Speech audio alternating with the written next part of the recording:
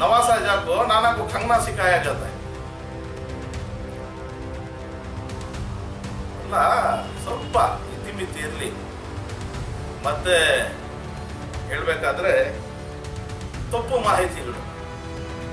ನೀವು ಕಾಂಗ್ರೆಸ್ ಮತ ಹಾಕಿದ್ದೀರಾ ಮಿಸ್ಟರ್? ತಮ್ಮ ಕಾಂಗ್ರೆಸ್ ಮತ ಹಾಕಿದ್ಯಾ ನೀನು ಕಾಂಗ್ರೆಸ್ ಪಕ್ಷ ಈ ಊರು ಬಿಟ್ಟು ಚಿಕ್ಕಬಳ್ಳಾಪುರ ಸೇರ್ಪಡೆ ಆಗಿರುವಂತ ನಿಮ್ಮ ಶ್ರೀಮತಿ JDS ಪಕ್ಷ ಒಂದೇ ಮನೆಯಲ್ಲಿರುವಂತವ್ರು. ನಗು ಬರ್ತಾ ಇದಲ್ಲ ನಿಮ್ಗೂ? ಒಂದೇ ಮನೆಯಲ್ಲಿರೋರು ಕಾಂಗ್ರೆಸ್ JDS ಒಂದೇ ಮನೆಯಲ್ಲಿರುವಂತವ್ರು. ಇಡೀ ದೇಶದಲ್ಲಿ ಉದಾಹರಣೆ ಕೊಡ್ಬೇಕಾದ್ರೆ ಇಂಥ ರಾಜಕೀಯ ಎಲ್ಲೂ ಇಲ್ಲ. ಚಿಕ್ಕಪ್ಪ ದೊಡ್ಡಪ್ಪ ಮಕ್ಕಳು ನೋಡಿರ್ತೀರಾ, ತಂದೆ ಮಕ್ಕಳು ನೋಡಿರ್ತೀರಾ, ಅಕ್ಕ ತಂಗಿಯರು ಅಣ್ಣ ತಮ್ಮಂದು ನೋಡಿರ್ತೀರಾ.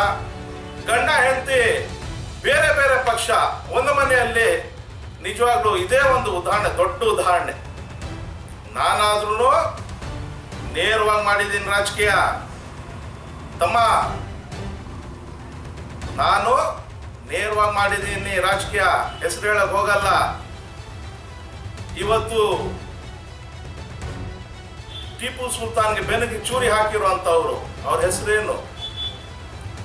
ಬ್ರಿಟಿಷರ ಜೊತೆ ಸೇರಿದವರಲ್ಲ, ಮೀರ್ ಸಾದಿಕ್ ಕೆಲಸಗಳು ನಾವು ಮಾಡಲ್ಲ. ನೇರ ದಿಟ್ಟ ನಿರಾಧಾರ JK ಕೃಷ್ಣಾಡಿ ಆಗ್ಬೋದು, ಸುಧಾಕರ್ ರೆಡ್ಡಿ ಆಗ್ಬೋದು, KH ಮುನಿಯಪ್ಪ ಆಗ್ತಿರ್ಬೋದು. ಎಲ್ಲ ನೇರವಾಗಿ ನಾವು ಎದುರಿಸಿದ್ದೀವಿ. ನಮ್ಗೇನು ಅಧಿಕಾರ ದಾಹ ಇರಲಿಲ್ಲ. ಶಾಸಕರು ಹಾಕಿದ್ರು, ಡೆಪ್ಟಿ ಸ್ಪೀಕರ್ ಕೂಡ ಆಗಿದ್ರು. ಆದ್ರೆ ಮುನ್ಸಿಪಾಲಿಟಿ ಸಹಾಯ ಅವ್ರು ಮಾಡ್ತೀನಿ ಅಂತ ಮಾತು ಕೊಟ್ಟಿದ್ದೆ. ಮಾತು ಮೇಲೆ ನಿಂತ್ಕೊಂಡೆ, ನೇರವಾಗಿ ಹೋದ ಒಬ್ಬನೇ ಸಸ್ಪೆಂಡ್ ಕೂಡ ಆದೆ. MLA ಎಲೆಕ್ಷನ್ನಲ್ಲಿ ಸುಧಾಕರ್ ರೆಡ್ಡಿ ಅವ್ರಿಗೆ ವೋಟ್ಗಳು ಹಾಕ್ಸಿದ್ದೀವಿ, MLA ಮಾಡಿಸಿದ್ದೀವಿ, ಮತ್ತೆ ಮಿನಿಸ್ಟ್ರು ಆಗಿದ್ದಾರೆ. ತಮ್ಮ ನೀನೆಲ್ಲನ ವೋಟ್ ಕೇಳಿದ್ಯಾ ಕಾಂಗ್ರೆಸ್ಗೆ? ವೋಟ್ ಕೇಳಲಿಲ್ಲ. ನಿಮ್ ಶ್ರೀಮತಿ ಕೇಳಲಿಲ್ಲ. ಅಲ್ಲಿ ಬರೀ ಮೂಟೆಗಳು ಕಟ್ಕೊಂಡು JK ಕೃಷ್ಣಾರೆಡ್ಡಿ ಏನೇನು ಬಂತೆಲ್ಲ ಲಾಭ ಇಟ್ಕೊಂಡಿರೋಂಥವ್ರು ನೀವು ನಮ್ಮ ರಾಜಕೀಯ ವಿಚಾರವಾಗಿ ಮಾತಾಡ್ತೀರಾ? ಅದೆಲ್ಲ ಹೋಗ್ಲಿ, ಸಸ್ಪೆಂಡ್ ಆದೆ, ಕಂಟೆಸ್ಟ್ ಮಾಡಿದೆ, ಮತ್ತೆ ಗೆದ್ದೆ B.Pharm ಅಲ್ಲಿ, ಕಾಂಗ್ರೆಸ್ B.Pharm ಅಲ್ಲಿ. ಮತ್ತೆ ಮುನ್ಸಿಪಲ್ ಎಲೆಕ್ಷನ್ ಅಲ್ಲಿ ಪ್ರೆಸಿಡೆಂಟ್ ವೈಸ್ ಪ್ರೆಸಿಡೆಂಟ್ ಬರ್ತದೆ. ಅದರಲ್ಲಿ ಏನ್ ಮಾಡ್ತೀರಾ? ಯಾವಾಗ JK ಕೃಷ್ಣಾರೆಡ್ಡಿ ಸೋತೋದ್ರು, ಅಧಿಕಾರ ದಾಹ ಅಲ್ವಾ ಇವ್ರಿಗೆ? ಪಾಪ ಅಧಿಕಾರ ಇದ್ರ ಜೀವನ ನಡೆಯೋದಿಲ್ಲ ಇವ್ರಿಗೆ. ಅಂತ ಓಟ್ ಬಂದ್ಬಿಟ್ರು. ಅದೇ JK ಕೃಷ್ಣಾರೆಡ್ಡಿ ಗೆದ್ದಿದ್ರೆ ಬರ್ತಾ ಇದ್ರ? ನಾಚಿಕೆ ಆಗ್ಬೇಕು. ಇವತ್ತು ಅಧಿಕಾರ ಇರತ್ತೆ, ಹೋಗತ್ತೆ. ನಾವು ಮಾಡುವಂತ ಕೆಲಸ ಕಾರ್ಯಗಳು ಇರ್ಬೇಕಷ್ಟೇ, ಜೀವಂತವಾಗಿರ್ಬೇಕು. ಬೆನ್ನಿಗೆ ಚೂರಿ ಹಾಕುವಂತ ಕೆಲಸಗಳು ಯಾರು ಮಾಡಬಾರ್ದು, ನೇರವಾಗಿ ಮಾಡಲಿ. ಅಲ್ಲೂ ಹಾಕಿಲ್ಲ ಓಟು, ಎನಾಮಸ್ ಆಯ್ತು. ಜಗನ್ನಾಥ್ ಅವರು ಅಧ್ಯಕ್ಷರಾದ್ರು, ಇವ್ರಿಗೆ ಓಟ್ಗಳು ಹಾಕುವಂತ ಅದೃಷ್ಟ ಸಿಕ್ಕಿಲ್ಲ. ಯಾಕಂದ್ರೆ ಆ ದೇವರಿದಾನಲ್ಲ, ಬಹಳ ದೊಡ್ಡವನಿದಾನೆ. ಅವ್ರ ಹತ್ರ ನ್ಯಾಯ ಅನ್ಯಾಯ ಅನ್ನೋದೆಲ್ಲ ಇರುತ್ತದೆ. ಮತಗಳು ಹಾಕಕ್ ಬಂದಿದ್ ಪಾಪ ಓಡ್ಕೊಂಡು ಬಂದ್ರು ಇವರು. ಅಲ್ಲಿ ಎನಾಮಸ್ ಅಲ್ಲೂ ಹೊಟ್ಟು ಹಾಕಿಲ್ಲ. ಯಾವ ಪಕ್ಷ ಅಂತ? ಇವತ್ತು ಎಷ್ಟು ತ್ಯಾಗಗಳು ನಾವು ಕಾಂಗ್ರೆಸ್ ಪಕ್ಷಕ್ಕೆ ಮಾಡಿದ್ದೀವಿ, ಅದು ಜನರಿಗೆ ಗೊತ್ತಿದೆ. ಸುಧಾಕರ್ ರೆಡ್ಡಿ ಅವರು ನಮ್ಮ ಜೊತೆಯಲ್ಲಿ ರಾತ್ರಿ 3-4 ಗಂಟೆಯಲ್ಲಿ ಕೂತಿ ಮಾತಾಡಿದಾರಲ್ಲ, ಅವ್ರಿಗೆ ಗೊತ್ತಿದೆ. ಅಲ್ಲಿದ್ದ ಹಳೆ ವರ್ಕರ್ಸು ಲೀಡರ್ಸ್ ಗೊತ್ತಿದೆ.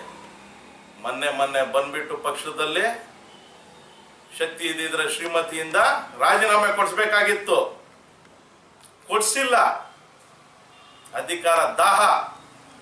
ಇವತ್ತು ಯಾರ ಜೊತೆ ಸೇರ್ಕೊಂಡು ಕತೆಗಳು ನಮಗೆ ಹೇಳ್ತೀರಾ?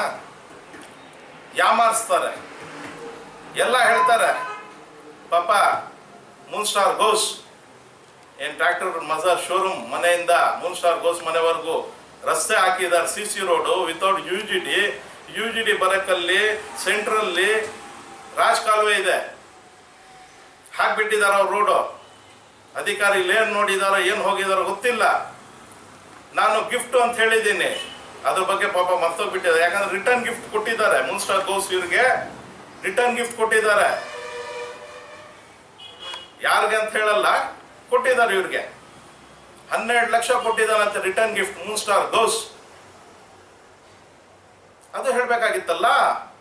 ಓಹೋ, ಶಿವರೆಡ್ಡಿ ಮನೆಯಿಂದ ಹಿಂಗ್ ರೋಡ್ ಬಂದ್ಬಿಟ್ಟಿದೆ ಅಂತೆ, ಹಂಗೆ ರೋಡ್ ಬಂದ್ಬಿಟ್ಟಿದೆ ಅಂತೆ, ವೆಂಕಟಗಿರಿ ಕೋಟೆ ಹಿಂಗ್ ರೋಡ್ ಬಂದ್ಬಿಟ್ಟಿದೆ ಅಂತೆ, ಯಾವುದೋ ಇನ್ನೊಂದು ಯಾವುದು NNT ರೋಡು ಆ ರೋಡ್ ಹಿಂಗ್ ಬಂದ್ಬಿಟ್ಟಿದೆ ಅಂತೆ. ಅಯ್ಯ, ಏನು ಇನ್ ಮನೆಯಿಂದ ತಂದ್ಬಿಟ್ಟು ರೋಡ್ ಹಾಕ್ಸ್ದಂಗೆ ಇದೆ. 2022 ಸಾಲಿನ ನಗರತ್ನದು. ಅವತ್ತು BJP ಸರ್ಕಾರ ಇತ್ತು. ಇಂದಿನ ಮಾಜಿ ಶಾಸಕರು, ಅಂದಿನ ಶಾಸಕರು JK ಕೃಷ್ಣಾರೆಡ್ಡಿ ಶಾಸಕರಾಗಿದ್ರಲ್ಲ, ಆ ಸಂದರ್ಭದಲ್ಲಿ ಬಂದಿರುವಂತ ಗ್ರ್ಯಾಂಟ್ ಇದು. ಅದು ಹೇಳಿ ಜನರಿಗೆ. ಇವತ್ತು ಒಂದೊಂದು ನಯ ಕೆಲಸ ಏನು ಇಲ್ಲಿ ನಡೀತಾ ಇದೆ, ರೋಡ್ ವರ್ಕ್ಸ್ ನಗರತ್ನದ್ದು ಅವ್ರ ಕಾಲದಲ್ಲಿ ಬಂದಿರೋದು, JK ಕೃಷ್ಣಾರೆಡ್ಡಿ ಕಾಲದಲ್ಲಿ 2022ರಲ್ಲಿ ಬಂದಿರುವಂತದ್ದು. ಇವತ್ತು ಏನು ಎಲ್ಲ ರೋಡ್ಸ್ ಆಗಿದೆ, NNT ಸರ್ಕಲ್ ರೋಡ್ ಆಗಿರ್ಬೋದು, ಇನ್ಶೂರೆಡಿ ರೋಡ್ ಆಗಿರ್ಬೋದು, ಫಾರೆಸ್ಟ್ ಆಫೀಸ್ ರೋಡ್ ಆಗಿರ್ಬೋದು, ಬೇರೆ ಯಾವ್ಯಾವ್ದು ರೋಡ್ಗಳಾಗಿದೆ, ಮ್ಯಾಕ್ಸಿಮಮ್ ರೋಡ್ಸು ಏನು ನಗರತ್ನ ವರ್ಕ್ಸ್ ಅಲ್ಲಿ ತಗೊಂಡಿದ್ದಾರೆ. ಏನು ಎಲ್ಲ ಕೌನ್ಸಿಲರ್ಸ್ ಸೇರಿ ಆವಾಗ ಮನವಿ ಕೊಟ್ಟಿದ್ರು, ಎಲ್ಲ ಮನವಿಗಳು ಕೊಟ್ಟ ನಂತರ ಎಲ್ಲ ಏರಿಯಾಗಳಿಗೆ ಹಾಕಿದ್ರು ನಗರತ್ನ ವರ್ಕ್ಸು. ಅದಕ್ಕೇನು ಮಾಡಿದ್ರು ಅಂದರೆ, ನಮ್ಮ ಮಿನಿಸ್ಟರ್ ಗೆದ್ದ ನಂತರ ಆ ವರ್ಕ್ಸ್ ಎಲ್ಲ ಕ್ಯಾನ್ಸಲ್ ಮಾಡಿಸಿ ರೀಟೆಂಡರ್ ಮಾಡಿಸಿ, ಯಾರ್ದು 2022 ಆವಾಗ ಇವ್ರು ಶಾಸಕರಾಗಿರ್ಲಿಲ್ಲ, ಇವ್ರು ಶಾಸಕರು 23 ಆದ್ಮೇಲೆ ಆ ವರ್ಕ್ಸ್ ಎಲ್ಲ ಕ್ಯಾನ್ಸಲ್ ಮಾಡಿದ್ರು, ಟೆಂಡರ್ ಕ್ಯಾನ್ಸಲ್ ಮಾಡಿದ್ರು, ಹೊಸ ಎಸ್ಟಿಮೇಟ್ಗಳೆಲ್ಲ ಮಾಡಿಸಿ ಮೇನ್ ರೋಡ್ಸ್ ಎಲ್ಲ ತಗೊಂಡು ಆ ದುಡ್ಡಲ್ಲಿ old wine in a new bottle, ಹಳೆ ವೈನು ಹೊಸ ಬಾಟಲಲ್ಲಿ, ಅದು ಹೇಳ್ಬೇಕಲ್ಲ. ಹಾಕ್ಸ್ಬಿಟ್ಟೆ ಏನು ಆಗ್ದಂಗೆ, ಏನು ಇದನ್ನು ಎಲೆಕ್ಷನ್ ಅಲ್ಲಿ ನಿಂತಾನಂತೆ ಮಾಡ್ತಾನಂತೆ. ತಮ್ಮ MLA ಎಲೆಕ್ಷನ್ ಅಲ್ಲಿ ನಿಂತ್ಕೋ ತಮ್ಮ, MLA ಆಗೋ ಚಿಂತಾಮಣಿಗೆ 5,000 ಮತಗಳು ಹಾಕ್ಸ್ತೀನಿ, ಇಡೀ ತಾಲೂಕು ಓಡಾಡಿ ಹಗಲು ರಾತ್ರಿ ದುಡಿದು ನಿನ್ಗೆ 5,000 ಓಟ್ಗಳು ಹಾಕ್ಸ್ತೀನಿ. MLA ಎಲೆಕ್ಷನ್ ಅಲ್ಲಿ ನಿಂತ್ಕೋ, B.Pharm ತಗೊಳ್ತೀನಿ, ಮತ್ತೊಂದು ಮಾಡ್ತೀನಿ, ಸಂತೋಷ. ಬೇಡ ಅಂದಿದ್ಯಾರು? ಅಥವಾ ನಂಬರ್ ಪ್ಲೇಟ್ ನಾಳೆ ಹಾಕ್ಸ್ಕೊಳ್ತೀನಿ, ಅದಾದ್ಮೇಲೆ ಎಲ್ಲರೂ ಗೆದ್ದ ನಂತರ ನಂಬರ್ ಪ್ಲೇಟ್ಗಳು ಹಾಕೊಂಡಿರೋ ಅಂತ ನೋಡಿದ್ದೀನಿ, ನೇಮ್ ಪ್ಲೇಟ್ಗಳು ಹಾಕೊಂಡಿರೋದು ನೋಡಿದ್ದೀನಿ. ಆದರೆ ನನ್ನ ತಮ್ಮಂಗೆ ಸ್ವಲ್ಪ ಅರ್ಜೆಂಟ್ ಆಗಿಬಿಟ್ಟಿದೆ. ನಾಳೆನೇ ಹಾಕ್ಸ್ಕೋಪ್ಪ ತಮ್ಮ, ನಾಳೆನೇ ನಿನ್ನ ನೇಮ್ ಪ್ಲೇಟ್ ಹಾಕ್ಸ್ಕೋ. ಯಾರು GP ತಗೊಂಡಿದ್ದೀರ ಅವ್ರಿಗೆ ಒಂದು ಸಲಹೆ ತಗೋ, ಅವ್ರ ಸಲಹೆ ತಗೊಂಡು ನಿನ್ನ ಕುತ್ತಿಗೆಗೆ ಒಂದು ನೇಮ್ ಪ್ಲೇಟ್ ಹಾಕೊಂಡ್ಬಿಡು. ಬೇಡ ಅಂದಿದ್ಯಾರು? ಸಂತೋಷ ಅಲ್ವಾ?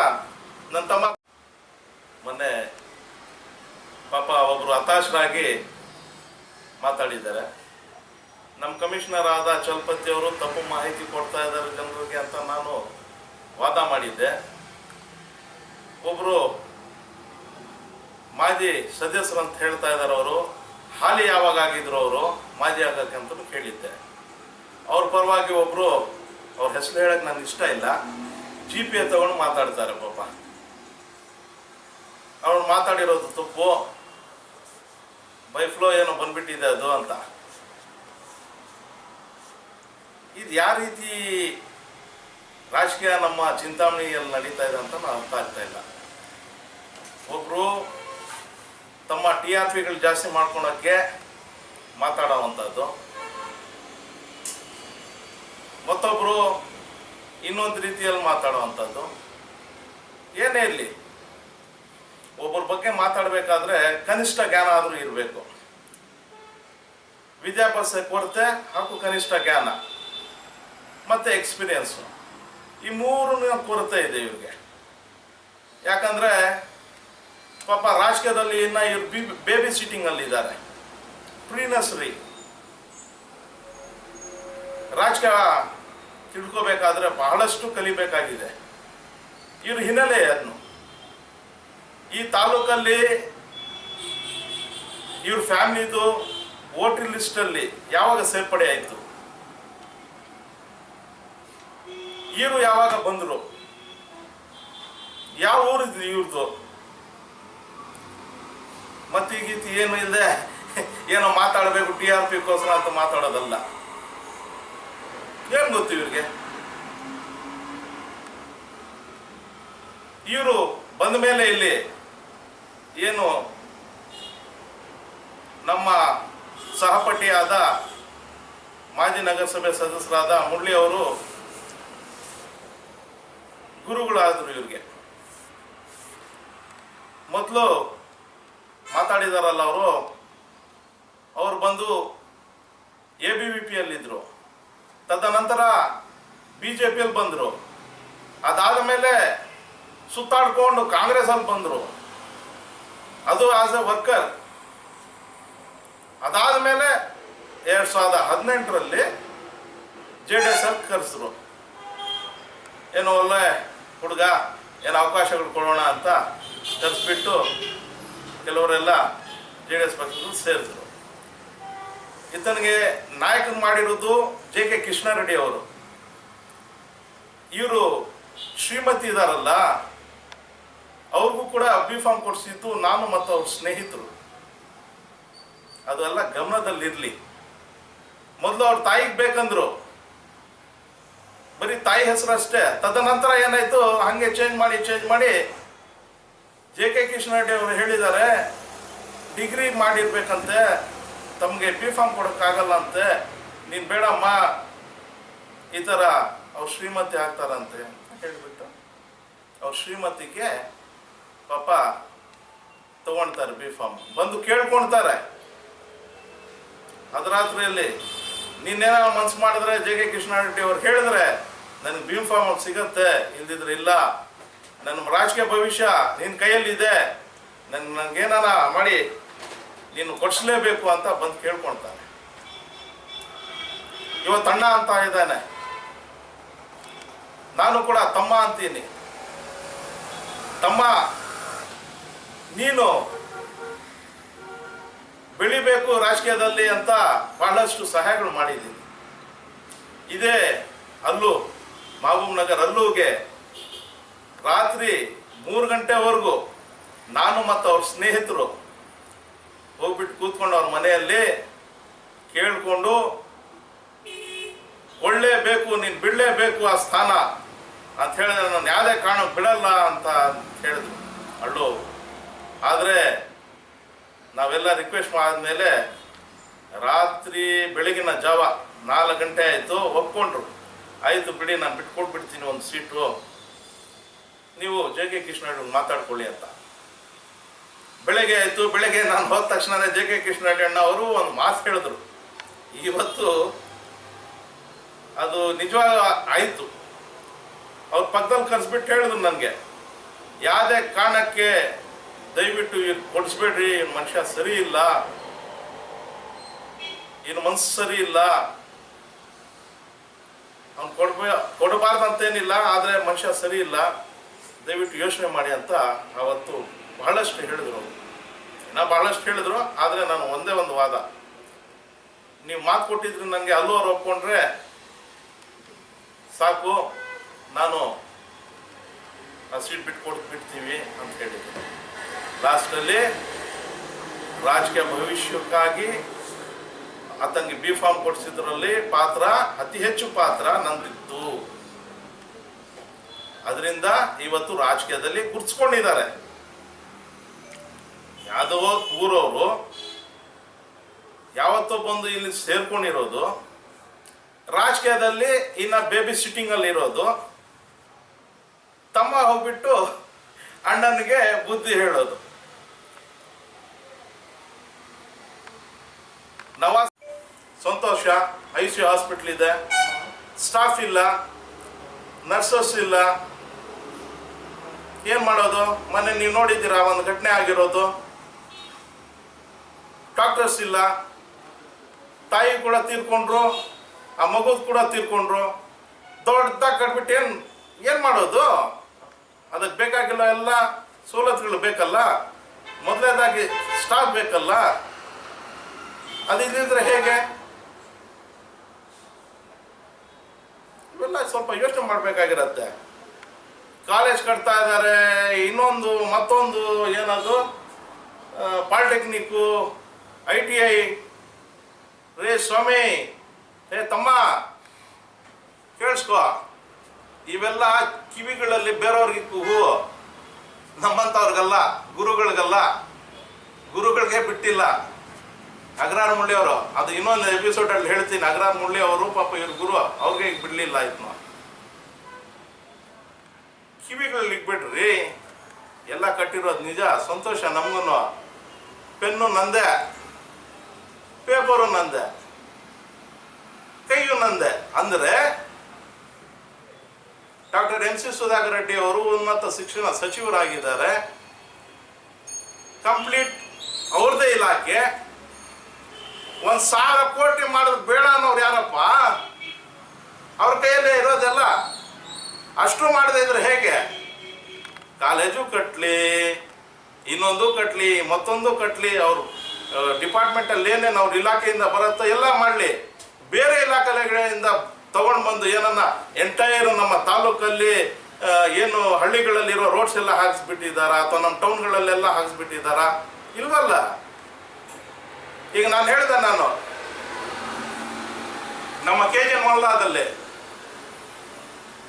ಹಾಕ್ಸಿ.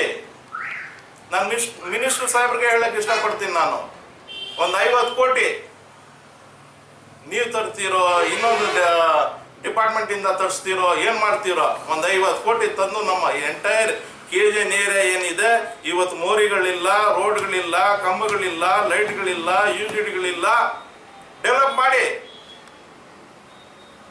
ಸಂತೋಷ. ಬೇಡ ಅಂತ ಇರೋದು ಯಾರು? ಯಾವ ಕಾಲದಲ್ಲಿ ಏನೇನು ಮಾಡಿದ್ದಾರೆ ಅದಕ್ಕೆ ಒಪ್ಪಲೇಬೇಕು. ನಾವೆಲ್ಲ ಒಪ್ಕೊಳ್ತೀವಿ. ನಾನು ಹೇಳ್ದಲ್ಲ, 2022ರಲ್ಲಿ ನವರತ್ನ ವರ್ಕ್ ಆಗಿದ್ರು. ಆಗಿನ ಶಾಸಕರು JK ಕೃಷ್ಣಾರೆಡ್ಡಿ ಇದ್ರು. ಅವರು 30 ಕೋಟಿ ನವರತ್ನದು, 10 ಕೋಟಿ ಸ್ಪೆಷಲ್ ಗ್ರಾಂಟು, 40 ಕೋಟಿ ವರ್ಕ್ಸ್ ಇವತ್ತು ನಡೀತಾ ಇರೋದೆಲ್ಲ. ಏನು ದೊಡ್ಡ ದೊಡ್ಡ ರೋಡ್ಗಳು ಹಾಕ್ತಾ ಇದಾರಲ್ಲ, ಈಗಿನ ಗ್ರಾಂಟ್ ಅಲ್ಲ, ಆಗಿನ ಗ್ರಾಂಟು. BJP ಸರ್ಕಾರದು. ಇವೆಲ್ಲ ಸತ್ಯಾಂಶ ಹೇಳ್ಬೇಕಲ್ಲ. ಅಲ್ಲ, ಪ್ರೂಫ್ ಸಮೇತ ಹೇಳ್ತೀನಿ. ಈ ನವರತ್ನದು ಪ್ರೂಫ್ ಸಮೇತ ಹೇಳ್ತೀನಿ. ಯಾರೇನೇ ಹೇಳ್ಕೊಳ್ಳಿ. ತಮಾಷೆ ಮಾತುಗಳು ಮಾತಾಡುವಂಥದ್ದು ನಿಲ್ಲಿಸಬೇಕು. ಬರೀ TRPಗೋಸ್ಕರ ಏನಂತ ಬಯತ್ ಬಂದಿದ್ದೆಲ್ಲ ಮಾತಾಡಬಾರ್ದು. ಅಕಸ್ಮಾತ್ ರಾಜಕೀಯದಲ್ಲಿ ಮಾತಾಡಬೇಕಾದ್ರೆ ಸ್ವಲ್ಪ ಕನಿಷ್ಠ ಜ್ಞಾನ ಇಟ್ಕೊಂಡು ಮಾತಾಡಬೇಕು. ತಮ್ಮ ಅಣ್ಣನಿಗೆ ಮಾತಾಡುವಾಗ ಬಹಳ ಸೂಕ್ಷ್ಮವಾಗಿ ಯೋಚನೆ ಮಾಡಿ ರಾಜಕೀಯದಲ್ಲಿ. ಯಾಕಂದರೆ ನಮ್ಮದು ಒಂದು ಇತಿಹಾಸ ಇದೆ ರಾಜಕೀಯದಲ್ಲಿ. ನಾವು ಮಾಸ್ಟರ್ಸ್ ಡಿಗ್ರಿ ತೊಗೊಂಡಿದ್ದೀವಿ ರಾಜಕೀಯದಲ್ಲಿ. ನೀವು ಬರೀ ಸ್ಟೂಡೆಂಟ್ ಆಗಿರಿ, ಬೇಬಿ ಸಿಟ್ಟಿಂಗಲ್ಲಿ ಅಡ್ಮಿಷನ್ ಮಾಡಿದ್ದೀರಾ, ಅಲ್ಲೇ ಇದ್ರೆ ವಾಸಿ. ಅದು ಬಿಟ್ಟು ಬೇರೆ ರಾಜಕೀಯದಲ್ಲಿ ಮಾತಾಡೋಕೆ ಹೋದರೆ ಮುಂದಿನ ದಿನಗಳಲ್ಲಿ ನಿಮ್ಮ ಪ್ರತಿಯೊಂದು ಕರ್ಮಕಾಂಡಗಳು ಏನಿದೆಯೋ ಎಳೆದಾಗಿ ಈವರೆಗೂ ಸುಮ್ಮನೆ ಇದ್ದೆ. ಮುಂದಿನ ದಿನಗಳಲ್ಲಿ ನಿನ್ನ ಕರ್ಮಕಾಂಡಗಳು ತಮ್ಮ ಹೇಳ್ಕೊಂಡ್ರೆ ಸುಮಾರಿದೆ, ಎಳೆದಾಗಿ ಬಿಚ್ಚಿಡ್ತೀನಿ. ಮತ್ತೆ ನೋಡೋಣ. ಒಂದು ಲಾಸ್ಟ್ ಮಾತು ಹೇಳ್ತೀನಿ. ಆಗಿನ ಶಾಸಕರು JK ಕೃಷ್ಣಾರೆಡ್ಡಿ ಹತ್ರ 2023 ಎಲೆಕ್ಷನಲ್ಲೇ ಏನು ಬೇಕು ಮಾಡಿಬಿಟ್ಟು ಇಲ್ಲಿ ಬಂದ್ಬಿಟ್ರು, ಅಧಿಕಾರ ಇಲ್ಲ ಅಂತ. ನಾಳೆ ಇವ್ರು ಓಟ್ ಹಾಕ್ತಾರಂತೆ. ಅಮ್ಮ, ಈ ಓಟ್ ಆದಮೇಲೆ 2028ರಲ್ಲಿ ಗೆಲ್ತಾರೋ ಅಕಸ್ಮಾತ್ ಸೋಲ್ತಾರೋ ಗೊತ್ತಿಲ್ಲ ಸುಧಾಕರ್ ರೆಡ್ಡಿ ಅವರು. ಅಥವಾ JK ಕೃಷ್ಣಣ್ಣ ಗೆಲ್ತಾರೋ ಗೊತ್ತಿಲ್ಲ. ಅಕಸ್ಮಾತ್ ಏನಾನ ಸುಧಾಕರ್ ರೆಡ್ಡಿ ಅವ್ರು ಸೋತೋಗ್ಬಿಟ್ರೆ 2028ರಲ್ಲಿ JK ಕೃಷ್ಣರೆಡ್ಡಿ ಅವ್ರು ಗೆದ್ಬಿಟ್ರೆ ಒಂದು ಕ್ಷಣ ಇರಲ್ಲ. ಅಲ್ಲೆಲ್ಲ ದ್ರೋಹ ಮಾಡ್ಕೊಂಡು ಬಂದಿರೋ ಅಂಥವ್ರು ನಿಮ್ಗೆ ದ್ರೋಹ ಮಾಡಲ್ಲ ಅಂತ ಏನು ಗ್ಯಾರಂಟಿ? ಇವ್ರ ಕರ್ಮಕಾಂಡಗಳ ಬಗ್ಗೆ ಹೇಳ್ತೀನಿ ಅಂತ ಹೇಳಿದ್ದೀನಿ. ಮುಂದಿನ ದಿನಗಳಲ್ಲಿ ಅದು ಹೇಳ್ತೀನಿ. ನಾಟಕಗಳು ಜಾಸ್ತಿ ಮಾಡಬಾರ್ದು ಅಂತ ಹೇಳ್ತಾ ನಾನು ಮುಗಿಸ್ತೀನಿ. ಜೈ ಹಿಂದ್.